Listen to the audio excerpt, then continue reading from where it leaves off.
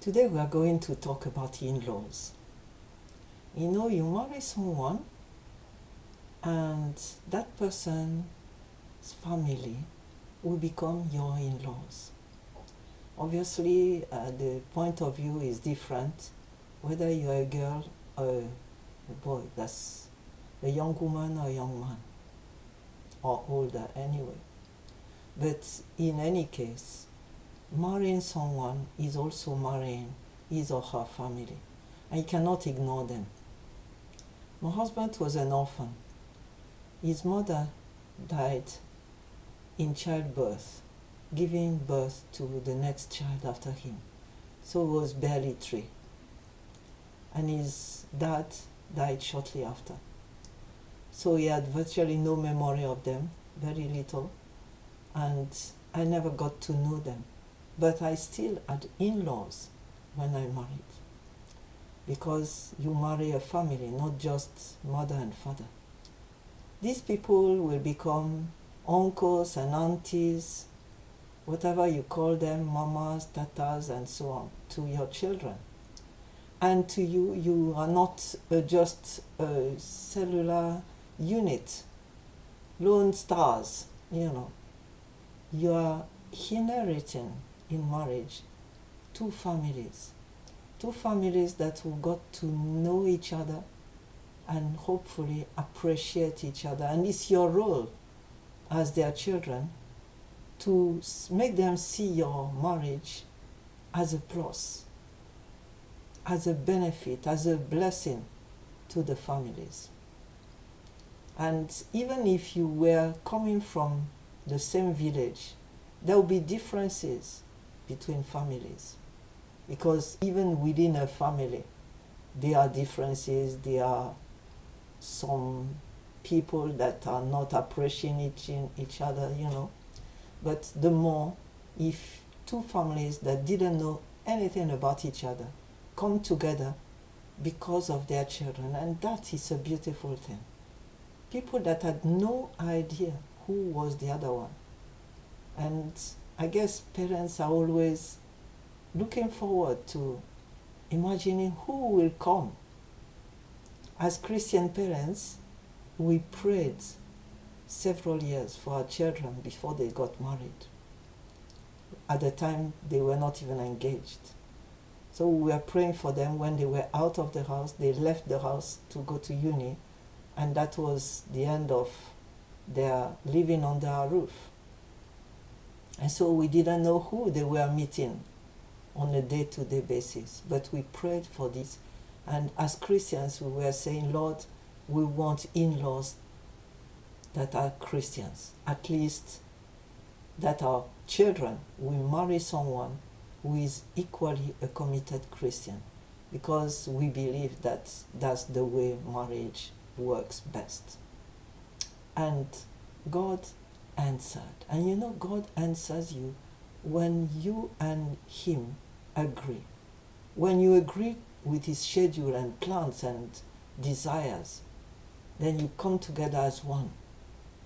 And so our children are now married to people that share their faith. They pray together with the husband or wife.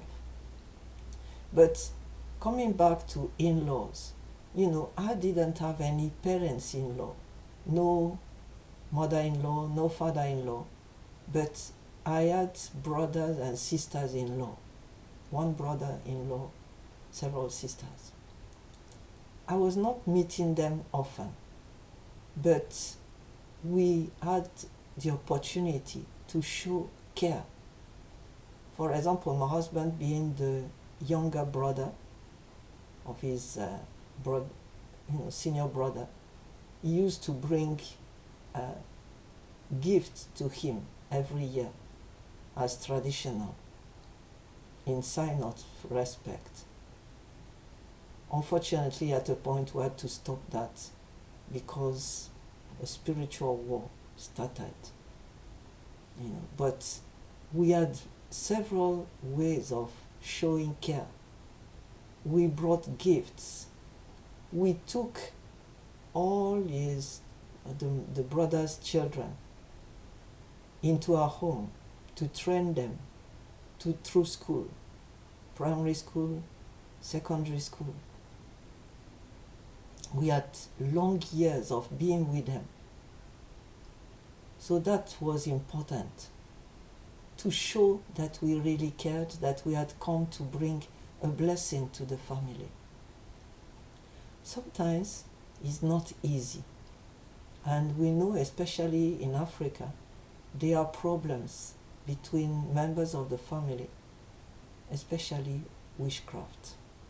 This is not, if you come from somewhere else and you are listening to me now, this is not limited to Africa. It did exist in Europe and is still existing.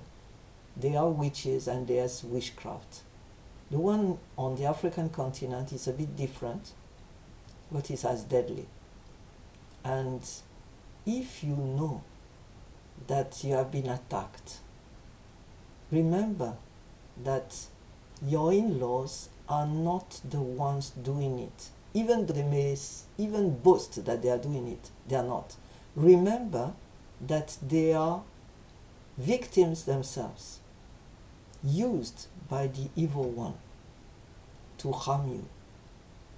So you have to be very loving, but at the same time, if you know that some persons are used by the evil one to harm you, then you have to show them love from afar. Don't go too close, don't reveal yourself too much, so that the devil will not have an opportunity, an inroad into your life. You have to live separate, but at the same time in touch, because they are family. And remember, Jesus said, pray for your enemies. So even if someone, worst case scenario, was an evil one to you, an enemy, used by the evil one, then remember that you have to love them, which means showing love, showing respect, giving them a bit with measure, and praying for them daily. Whoever your in-laws are, anyway, we have to pray for them, because they are our closest. And if you have agreed, which is traditional, to take your husband's name, if you're a girl, then you carry the same name with that family, for better, for worse. And people will identify you with that particular family.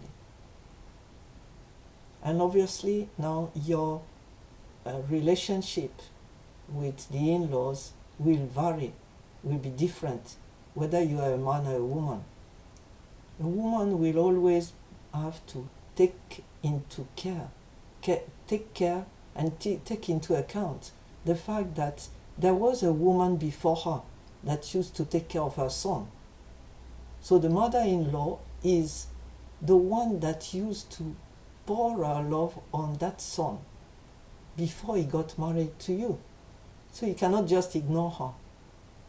She knows him well, but now you are going to be like a competitor in a way, so don't make it painful. Assure her that you care for the son. Show her that you really care, so that she will be resting, and she has to learn how to disentangle herself from her son. Some mothers never succeed in doing that, and it's not limited to the African continent. My father had a bit of a problem with his mom, because the mom used to cling to him, and this didn't make it easy for my mom. So it's a fact all over, and that's why people are laughing always about mother-in-law. But it's not a laughable matter. So remember, if you're a girl, respect her and assure her that you care, so that she will be resting in the knowledge that you care for the son, that there is no problem, but at the same time that she is not forgotten.